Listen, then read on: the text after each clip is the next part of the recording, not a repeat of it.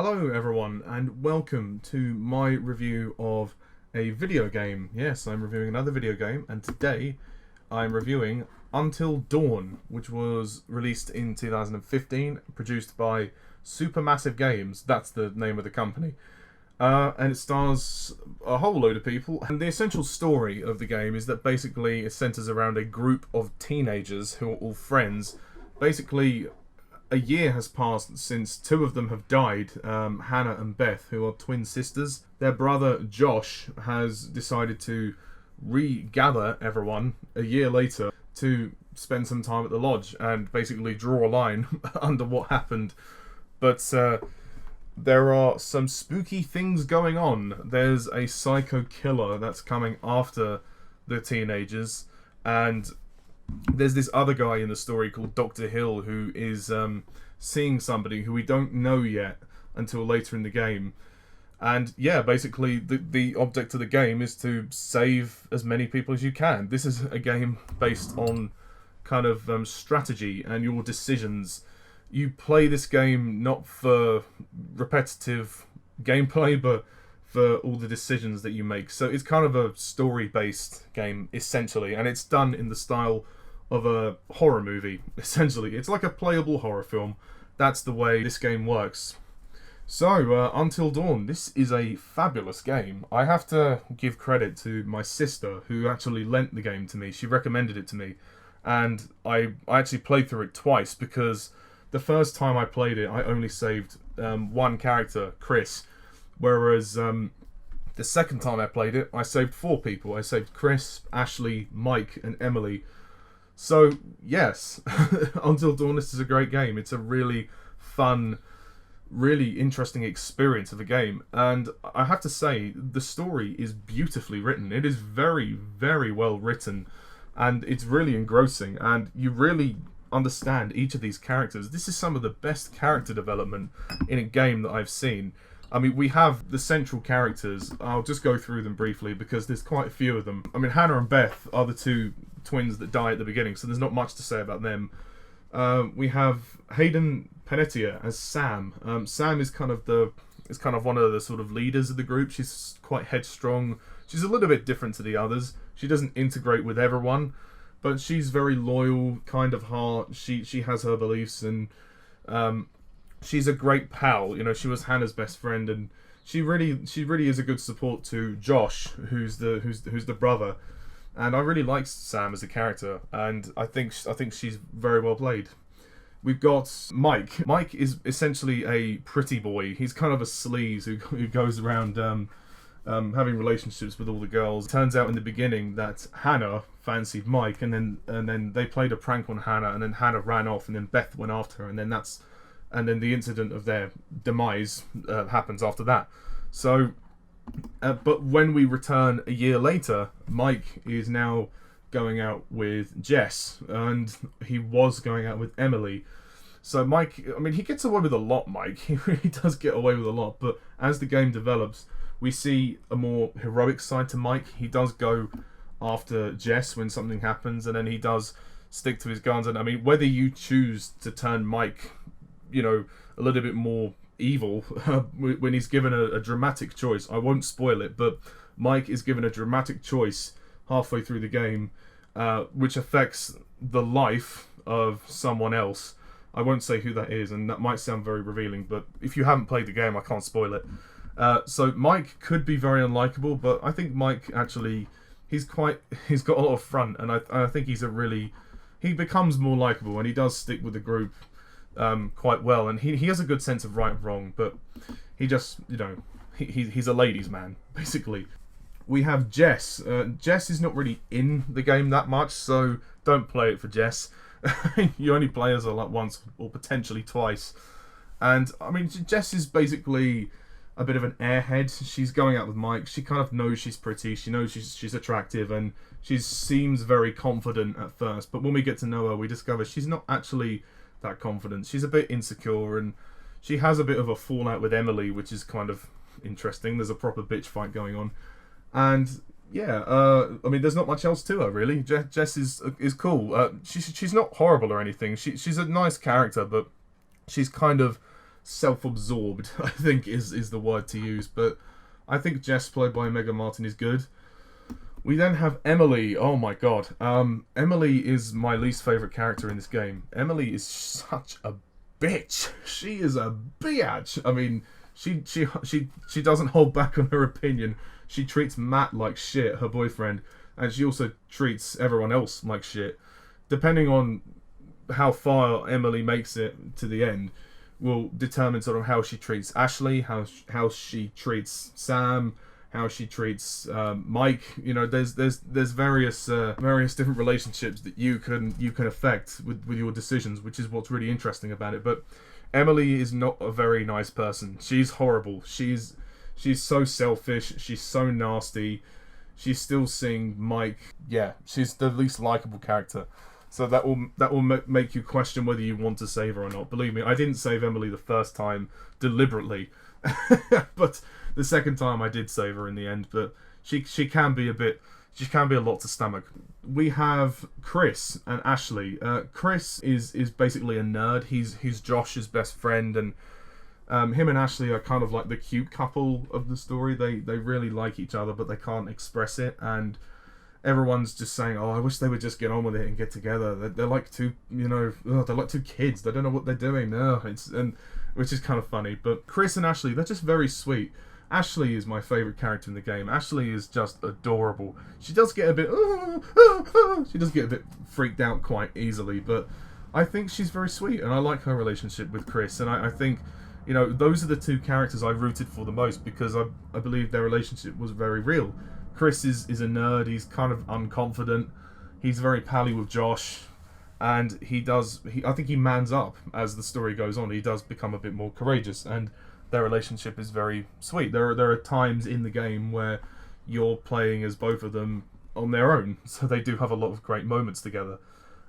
Again, Ashley is just sweet. She's the nicest of all the girls, I think, as well as Sam. I think Sam and Ashley are the nicest girls in the group, and yeah, Ashley's sweet, and she's very pretty.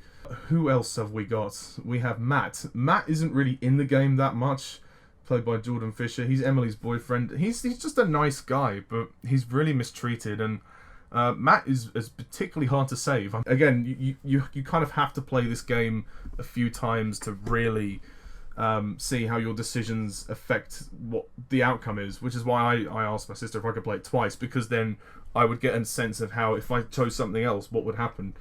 The first time I played the game, I got Matt killed very early on, and I wanted to try and save him. And then on the second playthrough, I got him to the mines, and then I got him killed there with Jess, which is a real shame. I like Matt. He's kind of the most underdeveloped character, I think. He's just kind of there, but he's cool. I like him. I guess one other character I should talk about is Josh, played by Rami Malek, actually. I might go into potential spoilers with Josh, but I'll try my best not to. So if you haven't played the game, I would advise that you're best to probably not listen to this bit. When there is the reveal about Josh, I was kind of shocked, actually. I mean, I don't know why I was, because it makes perfect sense in the story why Josh decides to do what he does. And I think it really shows, it's a testament to how mentally disturbed his character is, the fact that he would go to such extreme lengths to do what he does. Again, I'll try my best not to give too much away, but yeah, Josh is very heavily involved in the story, and obviously he causes a lot of problems between him and his friends, and we really just see him falling apart, like slowly just descend into madness because of his grief and also his anger towards his friends. I mean, I guess he kind of blames them for his sister's deaths. So yeah, Rami Malek gives a terrific performance, and towards the end we really do see Josh, he's just lost it. Josh has really lost it. I mean, to begin with, he is kind of just I guess he's a bit of a show-off. He's quite confident, he's quite cocky, he wants to bring people together, and obviously for a specific reason. We see his friendship to Chris, and Josh, he doesn't have a girlfriend. He's one of the few characters who isn't paired off with someone. It's really interesting to see the lengths he goes to do what he does. Rami Malek, to me, gives the best performance of the game, and I like the fact that they've basically designed the look of the characters similar to the actors.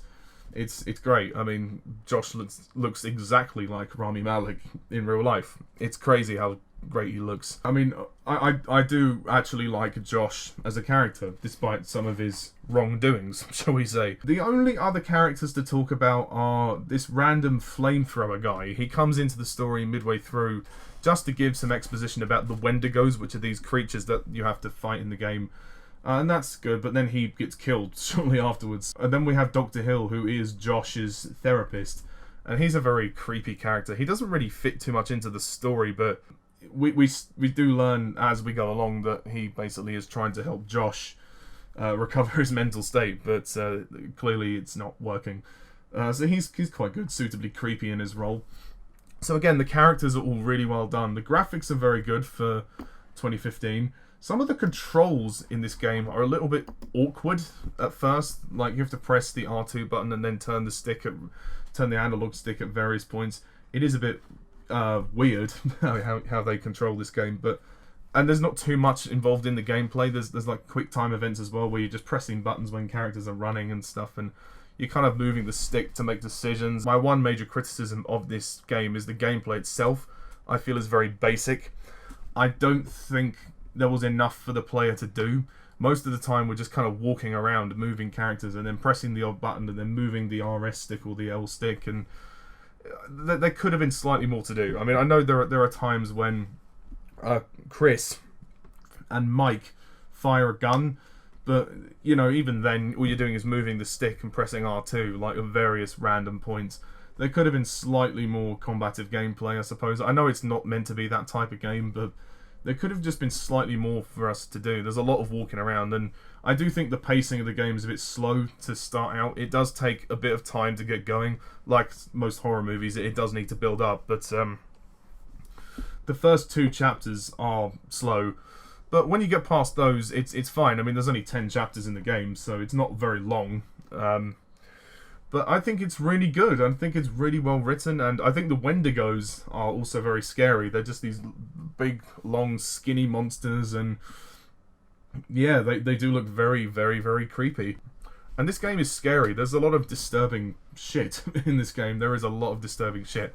But to me, what makes it work is the story and the characters. If the story and the characters sucked, it would be a totally boring game. And I like the setting, the fact that it's set in a lodge in the winter, in the outskirts of God knows where in America. But yeah, and again, the outcome will always change depending on how many people you save. So that is what adds to this game. There is a replay value, and I like that. Again, fantastic script, fantastic characters. The music is also very good as well. It's a bit slow. Some of the gameplay is a bit monotonous and repetitive, but it's really worth it in the end when you get to the end, because you know you can save however many people you can. Although you can't really save Josh, but I won't spoil as to why. I'll let you play the game to find that out. You can pretty much save everybody except Josh, so that's good. So basically, I don't have much else to say about this one. I will give Until Dawn. I'm going to give it a 9 out of 10. Oh yes, and I forgot to mention that opening song that plays, the Oh Death song, is very good. I like that a lot. So yeah, that's basically my review of Until Dawn. So what do you think of this game? Have you played it? If you haven't, I would recommend it. Please comment down below, let me know. And also, check out Harry Thomas's review of this game. He has reviewed this game as well. And will I play this game again? Yeah, probably. I mean, I might revisit it at some point down the line. I might play it 1 or 2 more times, because I'd like to see how many more I can save. I wanted to try and save all of them on the second playthrough, but I lost Matt and Jess at the very end in the mines, and then Sam I lost at the very end as well, which was such a shame. I was kicking myself. But no, I'm glad that I managed to save most of them, so that's good. Anyway, thank you very much all for listening to this review, and what do you think of this game? Please comment down below, let me know, and stay tuned for more reviews. So until next time, see you soon. Bye.